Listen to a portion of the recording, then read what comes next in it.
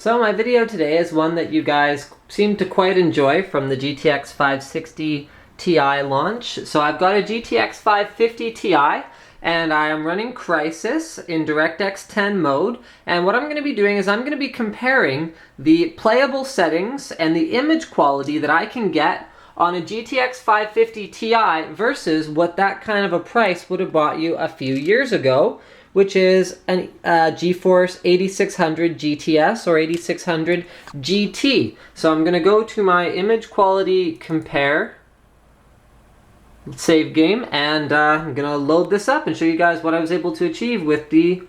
Oh no, you know what? Yes, no. First I'll show you the settings that I have everything at. Let's do that. Okay, so system settings. I was able to, with the 550 Ti, and this is really impressive, especially considering that this card is designed for 1680 by 1050, I was able to get things going at 1920 by 1080, so that is full HD resolution. Anti-aliasing is not an option with a card of this level at that kind of resolution in Crysis, but that is to be expected. And before anyone asks, yes, I recommend higher resolution with no AA before I would recommend lower resolution with AA. AA is basically just fake resolution, and you're better off to have real resolution. I was also able to run the game mostly on high settings, so I have almost everything on high. Remember, this is a 1 gig card, so textures are not going to be a real big issue for it, which is really nice to see on a card of, again, this price point. I did turn motion blur off, and I think I also adjusted one other thing. Oh yeah, objects quality is on very high. So that is the settings that I'm running at. So I'm going to compare that against the 8600 GTS. So here's my initial image quality comparison loading game. So you can see all the shadows are very soft. We can see very clearly into the distance on the screen. I'm going to lift up my camera, show you guys what I mean. So here's an example of the shadows being detailed and soft versus being really hard and ugly, as well as you can see we've got some smoke effects going on there. Basically the game is running at almost max settings, so this is all pretty high. There's some more shadows for you. I'm going to put the camera down for a second here and just sort of run through the gameplay. I want you guys to make note of the Fraps Counter up in the top right corner. I hope you can see that. You know what, I'm going to adjust you up just a little bit so I can be sure that you can see that Fraps Counter. So right now we're at 40 or so FPS, so I'm just going to run forward. You can see the water looks great. I'm going to blow up a barrel. So it drops down to 31 FPS minimum when I blow up that barrel, 31 FPS minimum when I do the second one. All the foliage is nice and detailed. Draw distances are great, so I can see all the way up to that mountain with no difficulty whatsoever. Just going to go into speed mode here. Hop over to the truck.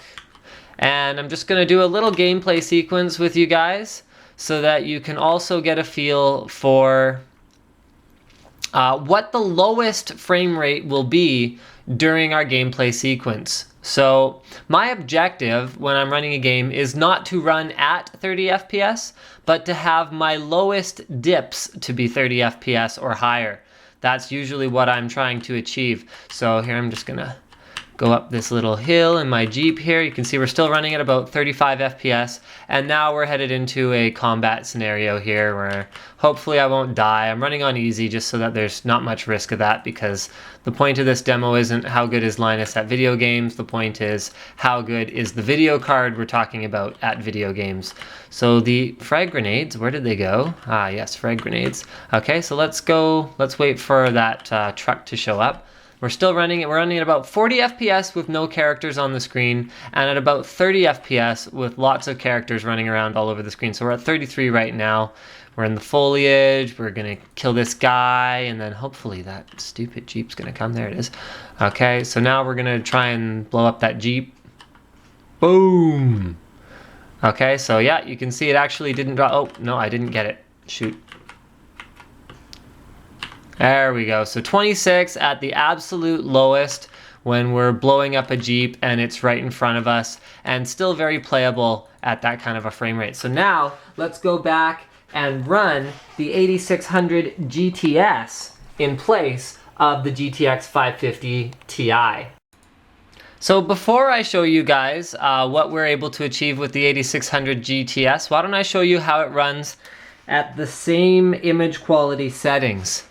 So looking around, you can see that, you know, obviously we've got the same high quality shadows, we've got the same long view distance, we've got the same particle effects, all of that good stuff. But if you check the FPS counter up in the corner, I can barely even hit that. You can see it's running around 11 frames per second and drops down as low as 7 frames per second, which, look, I'm having trouble even hitting a barrel like this. 6 FPS, which is a completely unplayable experience. You have a very difficult time controlling your character. Everything feels very laggy. You can see it's basically like I could draw by hand the game and then make a flipbook out of it, and it would probably be faster than trying to play it like this. So it definitely delivers a better gameplay experience to run a higher end card if you're going to try and run at full HD resolution with high details in a game like Crysis. So let's show what we can achieve with the 8600 GTS in terms of image quality to make a more fair comparison. Alright, so with my 8600 GTS, let's do a quick image quality comparison here, which honestly there's going to be no comparison. I mean, check out the quality of the water. It basically looks like a big gray blob mass. The textures are absolutely terrible, very, very low resolution. Pretty much the settings that I had to run on, here I'll show you the settings really quick, are options, system settings, graphics. I was able to stay at full HD resolution, that is 1920 by 1080, but I have to run pretty much, well, no, not pretty much, I have to run everything on low, and I had to turn motion blur off to get similar frame rate performance to what I was achieving with the GTX 550. So you can see like this barrel has absolutely no definition to it whatsoever. It's just there. See, once I zoom in, it's okay. But look at the stark contrast. I mean, look, the bottom of this piece, it's not even the same color at all. And that's how much of a difference you get in terms of the distance you are from objects and what quality they are at this low of a detail setting. So you can look at the car. The car actually gets like bits added to it as you get closer, so that it doesn't have to render as much from further away. Okay, so here's what I'm going to do. I'm going to go and I'm going to do a similar run through. I want you guys to pay special attention to the FPS counter up there on the top. So this is usually one of my first quick tests, you know, so I blow up some barrels, see how that goes, see what kind of performance we get. Everything looks pretty good so far. So let's throw on our speed here. So we've seen the lowest dip we've seen so far is 34 FPS, remember? My objective when tuning in these settings was to achieve the highest graphical settings, and in this case I've gone with resolution versus more details because that makes it more of an apples to apples comparison in terms of the GPU processing power of these two cards. I mean, look at this though. Look at the grass appearing as I'm driving along. The draw distances are so close. The beach just looks like a big white mass. The water just looks like a big gray, like big pile of mud mass. Rocks are just kind of randomly appearing as I get closer. Here, watch this rock. Bam, rock. So yeah, I'm trying to get as high quality and image as I can while not getting below, well, you can see we dipped down to about 27 FPS there, but while not getting too much below 30 frames per second. Oh, and I died. Okay, I'll be back in a moment. Okay, there, I'm back to the same spot again. So yeah, like I was saying, as high an image quality settings as possible, or as high image quality settings as possible, without dipping below 30 FPS, or at least not too far below 30 FPS. So I'm gonna wait for that truck to show up, and we'll do the explosion that acts as the finale of my little run through here. But I mean, same thing, just draw distance is a big one. Texture quality is another big one. I mean, that barrel before really drove the point home, I think.